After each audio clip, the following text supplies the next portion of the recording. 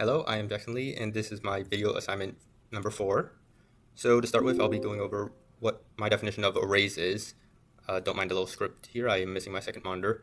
But I think of arrays kind of like a beat of strings where each of the beats represents a data value in that array, and they are all in order like on a beat of strings. You can't mix them around, they just are in an order, and just like a string of beats, the array will have those data values in an order at their indexes, respectively.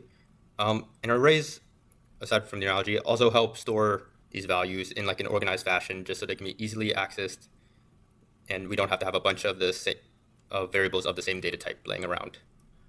So onto the code now. First up, we have indexing the array here.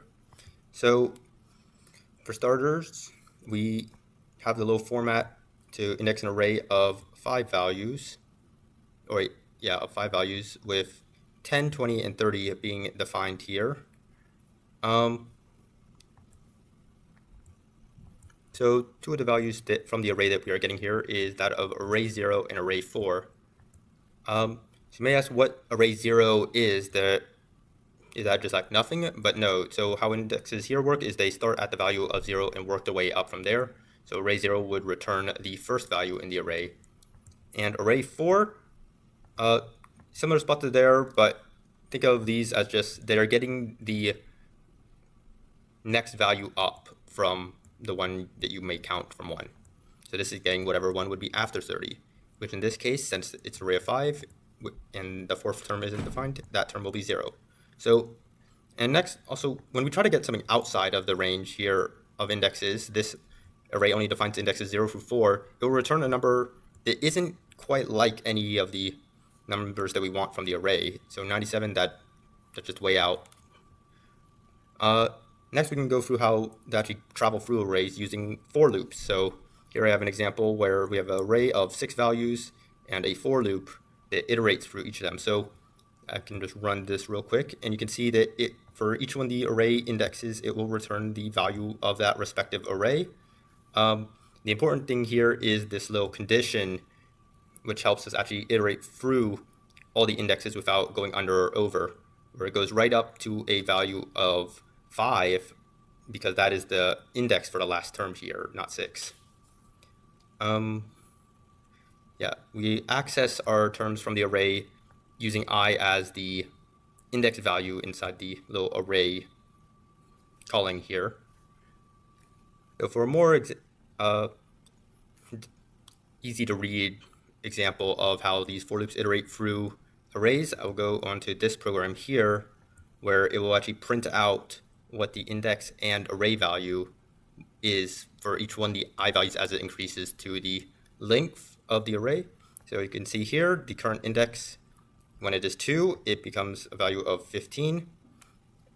When it's 3, it goes to 20, so that corresponds to the index 2 here and index 3 over here.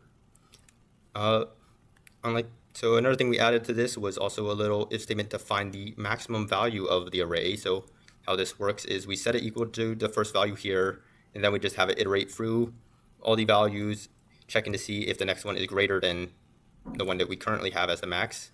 And the whole goal of it is that by the end of the iteration, it will have the greatest value that it could possibly have. So right here, we have a max value of 25.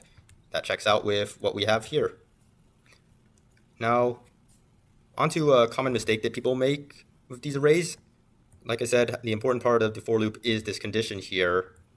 So in this loop, it has a less than or equal to instead of just a less than. So I'll show you what that does here, where it iterates through the arrays like normal, but then here at the bottom, it accesses array 5. We don't have an index of 5. It has 5 values, but that's not the same thing. So, and this is way beyond any of the other numbers that we have here. So what's going on there? That's just C being C. When it goes outside the array, it just makes up a value to put there. And we don't want the made up values. We want everything to go how we want it to. So fixing that, that's what it should be printing. So make sure to look out for that. Onto a little mini code snippet I got here. I've written just the stuff that would take too long to write, but here we can define index array of 7 equal to this. And then we will put in a for loop as well.